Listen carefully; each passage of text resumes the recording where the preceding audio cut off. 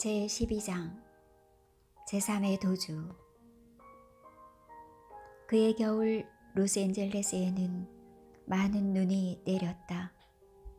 거대한 도시는 눈 속에 파묻혔다. 하이웨이를 질주하는 차량들의 바퀴에도 체인이 감겨졌다. 간혹 가다가는 차들이 눈길에 미끄러져 충돌을 하거나 차도의 가장자리 밖으로 곤두박질 치기도 했다. 겨울 냄새가 물씬 풍기는 풍경이었다.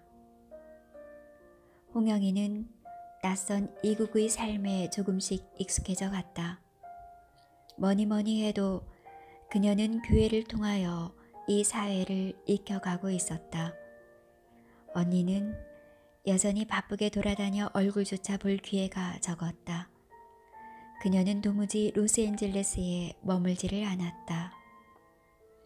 아무리 이 낯선 도시의 풍물에 조금씩 익어간다고 하지만 그것은 역시 이국의 땅이었다. 그녀는 그나마 어머니와 언니와 함께 살게 됨으로써 가까스로 조국의 향수를 이겨나갈 수 있었다. 크리스마스를 며칠 앞둔 어느 날이었다. 밤 9시쯤 전화벨이 울렸다.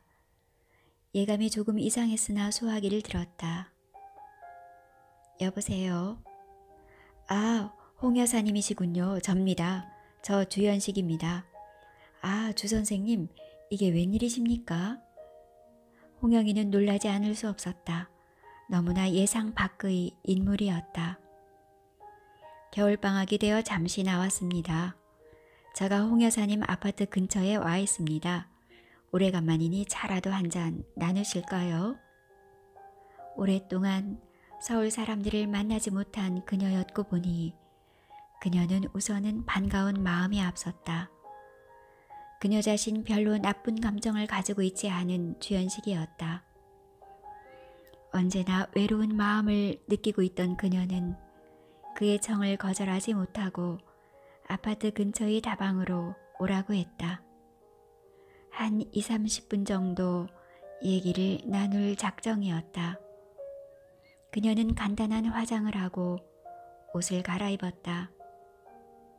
서울에서 신문, 잡지, 방송 등 매스컴을 통하여 화려한 활동을 하고 있는 주연식이었다. 그의 그런 모습이 조금은 그녀에게 거부감을 주었다.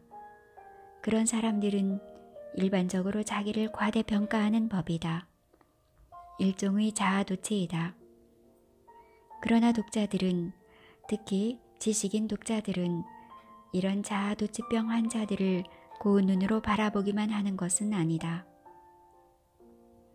아카데미즘이 저널리즘과 결합될 때 그것은 종합분석을 통한 논리성보다는 수박겉 혈기식의 편의주의로 흐를 가능성이 매우 높은 것이다. 이러한 사실을 뻔히 알고 있는 독자들은 그들을 고운 눈으로 볼 수만은 없는 것이다. 그것은 일종의 싸구려 지식이다. 이 대중사회에서 널리 알려지는 것도 중요하다. 그러나 그것의 질이 문제이다. 주연식은 쾌활하게 그녀를 부르면서 벌떡 몸을 일으켜 세웠다. 홍 여사님, 여깁니다. 홍영이는 기분이 과히 나쁘지 않았다. 실로 오래간만에 만나보는 한국 남자였다. 이리로 앉으시죠. 이렇게 이국에서 뵙게 되니 더욱 젊으시고 아름답습니다. 주연식은 역시 걸작이었다. 그는 수단가였다. 만나는 사람을 기분 좋도록 하는 재주를 가지고 있는 듯 했다. 그래, 홍 교수님 재미가 어떠십니까? 근 반년 가까이 여기 계신 걸로 알고 있습니다만 재미가 뭐 있나요? 공부하러 온 사람이. 내가 여기 사정에 밝으니까 망정이지 자칫했다가는 홍 선생님을 이 지구상에서 놓칠 뻔했습니다. 여기서 공부를 하셨죠? 그럼요. 저기 캘리포니아 대학이 저희 모교입니다. 근 7-8년간이나 살았죠. 그동안 도시가 많이 변하기도 했지만 변한 건 변두리고 도심은 옛날 그대로입니다. 그나저나 저의 소식은 어떻게 하셨나요? 네, 여기 살다가 서울로 온 사람이 선생님을 봤다는 말을 했어요. 그래서 그럴 턱이 없다는 생각이 들어 학교로 연락을 취해보니 휴직이 되어 있더군요. 네? 아니, 왜요? 아니, 아니에요. 자신은 분명히 직장에 사표를 제출했는데 휴직이 되어 있다니 참으로 믿을 수 없는 일이었다. 그렇다면 남편과의 이혼 문제도 자기가 요구한 대로 처리되지 않았을 수도 있었다. 세상 만사를 너무 간단히 생각한 자신이 경솔하게 생각되었다. 그러나 이혼 문제는 어쩌면 잘 처리되었을는지도 모른다는 생각이 들었다. 서울로부터 아무런 소식이 없었다. 남편은 분명히 처가의 주소와 전화번호를 알고 있을 터였다. 하기사 언니가 센 가브리엘 강가의 아파트로 이사를 한 것은 얼마 되지 않았으니 혹시 남편이 새 주소와 전화를 모를 수도 있었다. 그녀가 추측하기로 그는 그것을 어쩌면 모르고 있는 듯 했다. 그녀 자신이 그에게 새 주소와 전화번호를 알려준 적이 없었다. 만약에 그가 그녀의 이혼 요구를 처리하지 않았다면 그는 지금 그 문제에 대하여 무슨 생각을 하고 있는 것일까?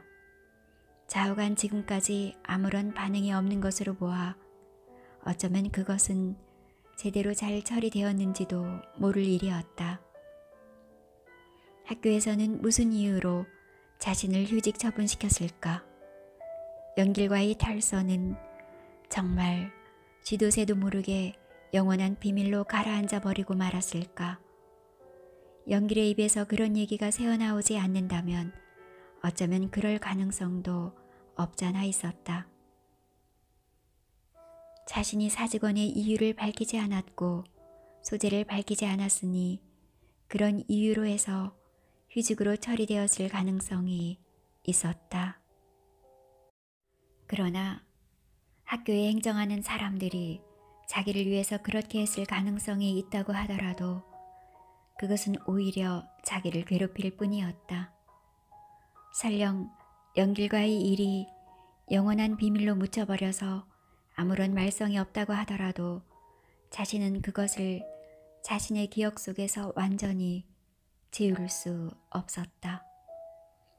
그와의 도주를 결행했을 때 그녀는 모든 것을 각오했던 것이다. 모든 것을 버리고 도주를 결행하지 않는다면 정말 그녀는 미칠 것만 같았다. 그녀는 예리한 칼을 들어 자신의 가슴을 찌르는 기분으로 자신의 전부를 던져버리고 시한적이었으나 그를 택하지 않을 수 없었다. 헤어날 길 없는 인생의 늪속에 빠져 이제는 서서히 감각마저 무디어가던 자기를 연길은 정말 얼마나 강렬한 열정으로 뒤흔들어 놓았던가. 자신은 오만 몸짓을 다했으나 송두리째 흔들릴 수밖에 없었다. 그녀는 너무나 심히 흔들리다가 그만 와해되어 버리고 만 것이었다. 로스앤젤레스는 저의 제2의 고향입니다. 여기를 오면 마음이 그렇게 가벼워지고 괜히 신이 납니다. 더군다나 홍 선생님을 이 먼 이국에 와서 이렇게 뵙게 되니 정말 기분이 얼떨떨합니다. 홍 선생님은 어떻습니까? 주연식은 과연 자신의 말대로 마음이 가벼운 표정이었다. 그런 그의 모습을 보고 있는 홍영이도 조금은 즐거웠다. 눈만 뜨면 연길이 환상에 짓눌려 온 생활이었다. 그것은 오히려 가혹한 고문이었다. 자신은 가진 것을 모두 다 내어놓았건만 아무런 결실도 없이 왜 이렇게도 가혹한 시련을 받아야 하는 것일까? 정말 그를 잊어야 했다. 그를 잊기 위해서 이렇게 먼 나라로 오지 않았는가? 젊은 시절에 이 나라에 오기 싫어 아버지, 어머니, 언니와 헤어지기까지 하지 않았던가? 그러나 그녀는 도저히 그를 잊을 수가 없었다. 처음으로 그의 사랑의 요구를 허락했을 때 정말 그녀는 그 미칠 것 같이 용솟음치는 감미로움과 열정을 주체할 수 없었다. 어쩌면 인간의 감각이 이런 미세한 느낌까지를 다 인식하도록 만들어졌을까. 자신이 오히려 신기할 지경이었다. 둘은 소리내어 울기까지 하면서 서로를 깊이 깊이 찾아 나섰던 것이다. 홍 선생님, 우리 어디 가서 저녁이나 하십시다. 얼굴이 밝지만은 않군요. 제가 재미있는 얘기 들려드리겠습니다. 그의 얼굴 가득히 잔잔한 미소와 부드러움이 흐르고 있었다. 그들은 조용히 흐르는 샌 가브리엘 강의 수면이 보이는 레스토랑의 창가에 앉았다. 강의 수면에는 지는 해의 햇살이 내려와 신누렇게 반사되고 있었다. 그것은 황금의 반사광처럼 찬란하게 보였다. 홍영이는 그 햇살이 자신의 눈을 찌르고 있는 것 같은 착각을 일으켰다. 햇살이 아무리 찬란해도 결코 눈을 찌를 수는 없을 것이다. 그것은 다만 그만큼 찬란할 뿐이다. 자기 자신이나 눈앞에 앉아있는 사람이나 다들 이 오후의 찬란한 반사광처럼 인생의 꼬리 부분을 몸부림치며 살아가고 있다는 생각을 했다. 둘은 식사가 나오기 전에 칵테일 한 잔씩을 나누었다. 홍영이로서는 정말 이렇게 여유 있는 기분으로 시간을 보내기는 이곳으로 건너와서 처음이었다. 역시 여자는 남자를 만나야 생각이 깊어지고 영혼이 안정될 수 있는 듯 했다. 지금 앞에 앉아있는 사람이 주연식이가 아니고 언니나 어머니라면 이런 깊은 생각의 이끌림을 받을 수 있었을까? 그녀는 자신이 어디론가 생각에 가득한 골짜기로 끌려가는 기분에 자꾸만 빨려들고 있었다. 사람이 무언가 생각에 빠진다는 것은 어쩌면 그의 가장 인간다운 모습을 보여준다는 뜻이 될 수도 있으리라. 자신도 모르게 생각에 골로 빠져들어가니 왠지 심한 갈증이 느껴졌다. 그녀는 칵테일을 조금씩 마셨다. 빈속이라 주기가 올라왔다. 그와 동시에 그녀는 눈에게는 눈물을 느꼈다. 맞은편에 앉은 주연식이 잘 보이지 않을 지경이었다. 아니, 홍 선생님, 저가 무슨 실례의 말이라도 했나요? 그는 정색을 하면서 의자에서 엉덩이를 뗐다. 아니, 아닙니다. 조금. 네, 서울이 그리우신가 보군요. 주연식은 분위기를 살리기 위해 듣기 좋은 말을 적당히 흘리고 있었다. 서울이 정말 그리운 탓일까? 그런 것 같다. 그러나 서울은 왜 그리운가? 아직 먼 세월이 흐르지 않는 탓일까? 자신이 독종인 탓일까? 가족이 그리운 것은 아니었다. 자기라면 어쩌면 죽음까지도 마다하지 않을 것임에 틀림없다고 느껴지는 영길이가 그리운 것이었다. 그를 그냥 억지로 떼어놓고 도망치다시피 여기로 건너온 자기였다. 그는 과연 송희경과 결혼하여 잘 살아가는 것일까? 헤어질 때 그의 얘기로는 지난 가을쯤에 그녀와 결혼하겠다고 하지 않았던가. 그가 잘 결혼하여 귀여운 옥동자라도 가지는 날이면 그의 마음도 가라앉을 수 있으리라. 그녀는 저녁을 먹는 둥 마는 둥 하고 자리를 떴다. 조금 전에 눈물을 흘린 탓일까? 얼굴에 열이 있었고 약간의 두통기도 있었다. 그녀는 거대한 식당의 유리문을 나서면서 약간의 현기증을 느꼈다. 회전도에 속에 들어가 걸음을 옮기는 순간 그녀는 느닷없이 엄마를 애타게 찾고 있는 두 딸의 모습을 본 것이었다. 다 큰 아이들인 줄 알았더니 그것이 아니었다. 어머니를 찾아 헤매고 있는 두 딸을 남편은 말없이 바라보고 있었다. 그녀들과 헤어진 지 반년 만에 환영을 본 것이 없다. 돌아가는 회전도어가 주변에서 비치는 각종 광선을 반사하면서 휙 움직인 탓일까.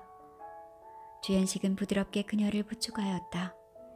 홍 여사님, 오늘 내가 잘못 나타난 것 같습니다. 저가 댁까지 모셔다 드리겠습니다. 자, 여기 타시죠. 그는 식당 앞에 주차해 있던 자신의 차에 그녀를 태우고자 했다. 그녀는 거절할 이유가 없었다. 어서 귀가하여 자리에 눕고 싶을 뿐이었다. 아파트에 도착한 주연식은 자연스레 그녀를 엘리베이터로 인도하였다. 그녀의 거처 안으로 들어왔다. 홍영이조차도 주연식이 자기의 아파트 안으로 들어온 것이 조금도 부자연스럽게 느껴지지 않았다. 그러나 현재로는 자신만이 거처하는 아파트 안으로 외박 남자가 들어온다는 것은 그녀의 사고방식으로는 예산 일이 아니었다. 그녀는 소파에 기대어 앉았다. 홍 선생님, 저가 커피를 끓이겠습니다. 허락해 주십시오. 주방에 들어가겠습니다. 아니에요. 그러실 필요 없어요. 저가 할게요. 그녀는 그렇게 말했으나 왠지 열에 뜨고 현기증이 있어 자리에서 일어설 수가 없었다. 그 사이 주연식은 자신이 알아서 벌써 주방 쪽으로 걸어가고 있었다. 그녀는 그가 날라오는 뜨거운 커피를 마시고 조금 기운을 되찾았다. 무엇보다 주연식이가 고마웠다. 그가 무슨 일로 이 도시로 날아온지 알 수 없었으나 자기를 찾아주었고 저녁까지 샀으며 이런 경우에도 자기를 집에까지 데려다주고 또 이런 시중까지 들지 않는가. 창문 너머로 내려다 보이는 저 광대한 시가지와 또 눈 아래 샌 가브리엘 강의 수면에는 벌써 땅거미가 내리고 있었다. 주연식은 창가에 서서 이 해가 져가는 도시를 내려다보고 있었다. 그것은 어두운 동굴 속에 움츠린 거대한 공룡처럼 신비스럽고 무섭기도 하고 낯설었고 또한 황량하기조차도 했다. 그는 소파에 기대 앉은 홍영이의 열에 뜬 어깨를 뒤에서 부드럽게 안았다. 그녀는 아무런 반응을 보이지 않았다. 그는 그 순간 이 여자와 여기 자신의 젊은 시절이 꿈이 서린 도시의 한 기퉁이에서 하룻밤을 지내도 괜찮다고 생각했다. 그녀 역시 현재로서는 홀몸이고 이제는 숱한 경험으로 점철된 두터운 연륜을 둘렀으니 자기의 요구를 거절하지 않으리라 생각되었다. 그는 팔을 그녀의 가슴 앞으로 돌려 겨드랑이로 집어넣었다. 그리고 그녀의 얼굴을 끌어당겼다. 두 사람의 입술은 포개어졌다. 그녀의 입에서는 열기와 커피 냄새가 전해졌다. 그는 소파를 돌아가 그녀를 다시금 강력하게 포옹하였다. 그녀는 전혀 반항하지 않았다. 열에 들떠있는 그녀의 몸에서는 그녀 고유의 재치가 강렬하게 풍겼다. 주연식은 자신이 코끝에 닿는 이 채취 속에서 그 옛날 아쉽게 끝나버린 그녀와의 감정이 다시금 힘차게 불타오르는 듯한 느낌을 받았다. 그녀와 지낼 수 있는 이 한밤이 어쩌면 꺼지지 않을 하늘, 말끔히 씻어줄 수도 있으리라는 생각까지도 했던 것이다. 그는 그녀를 두 팔로 들어올렸다. 예상외로 그녀는 반항하지 않았다. 그는 그녀를 침대가 있는 방으로 옮겼다. 그러나 그 순간이었다. 난 전혀 이러고 싶지가 않아요. 날 소파로 다시 데려다 주세요. 그녀는 침착한 목소리로 차분히 말했다. 그러나 사내는 씩씩거리면서 아무런 대꾸도 하지 않았다. 침대에 여자를 눕힌 그는 우람한 몸집으로 여자를 찍어 누르면서 그녀의 몸 이구석 저구석으로 손을 뻗었다. 이러지 마세요. 전 아무 생각도 없어요. 그러나 사내의 손은 막무가내로 그녀의 몸을 헤집고 들어왔다. 시간이 흐를수록 그녀의 몸은 그의 손에 확실하게 정복되어 갔다. 그 다음 단계는 뻔한 것이었다. 손을 빼지 않으면 제 혀를 깨물겠어요. 그녀의 몸은 뜨겁게 달아 있었고 두 팔은 조용히 치워져 있었으나 마음은 전혀 동요되고 있지 않은 듯했다. 그러나 사내는 이미 발동이 걸려있는 상태였다. 그는 벌써 어느 틈엔가 알몸이 되어 있었다. 그녀는 침대의 아랫부분 쪽으로 펼쳐져 있는 유리문에 땅거미가 매달리는 것을 보았다. 그녀는 아무런 감각도 감격도 느끼지 못했다. 자신이 왠지 더러운 짐승처럼 느껴지는 것이었다. 그녀는 덤비는 사내를 탓하기 전에 자신이 증오스러워 견딜 수가 없었다. 그녀는 심한 자학의 감정을 순간적으로 강하게 느꼈다. 주연식은 가쁜 숨을 몰아쉬다가 그녀의 입에서 흉측하게도 피가 흘러내리고 있음을 알아차렸다. 그것은 흰 시트에 묻어 어둠 속이라 거무스레하게 드러나고 있었다. 그것은 끈적했고 비릿한 냄새가 났다. 과연 그녀의 혀를 깨문 것이었다. 그는 자신의 몸이 갑작스레 얼음처럼 차가워져옴을 느꼈다. 그는 급히 침대에서 몸을 빼어 옷을 주워 입었다. 아, 정말 알 수 없는 독종이구나. 그는 간담이 서늘해지는 전율을 느꼈다. 아니, 홍 선생님, 어째 이런 짓을... 아니에요. 주 선생이 잘못하신 것 없어요. 자, 어서 나가주세요. 자, 병원으로 가시죠. 제가 모시고 가겠습니다. 아닙니다. 저가 처리할 터이니 가주세요. 심하진 않을 거예요. 자, 어서 가주세요. 그녀의 입술 한 기퉁이에서는 계속 피가 흘러내렸다. 주연식은 아파트를 나서지 않을 수 없었다. 그가 만약에 그녀 곁에 더 머물러 있다가는 또 무슨 일이 벌어질지 모른다는 생각이 들었다. 그는 정중히 예를 차리고 아파트를 빠져나갔다. 홍영이에게 무슨 위급한 일이 벌어졌음에 틀림없다고 생각했다. 그러지 않고서야 그런 극단적인 자해 행위를 할 수 있을 것인가. 그녀나 자기 자신이나 이 정도의 나이를 먹은 주제에 그런 행동으로 자기를 방어하기로 했다면 오히려 충분히 문제가 있는 듯이 느껴지는 것이었다. 주연식이는 그야말로 도망을 쳐버린 것이었다. 그렇게 문제성이 있는 여자 곁에 오래 남아있는 것은 자칫 하다가는 한껏 키워온 자신의 명예를 일거에 추락시킬 수도 있다고 생각했기 때문이었다. 그가 나간 후 홍영이는 전깃불도 켜지 않은 채 침대에 누워 있었다. 입안에는 계속 끈끈한 액체가 고였고 또 흘러나왔다. 지혈이 잘 되지 않는 모양이었다.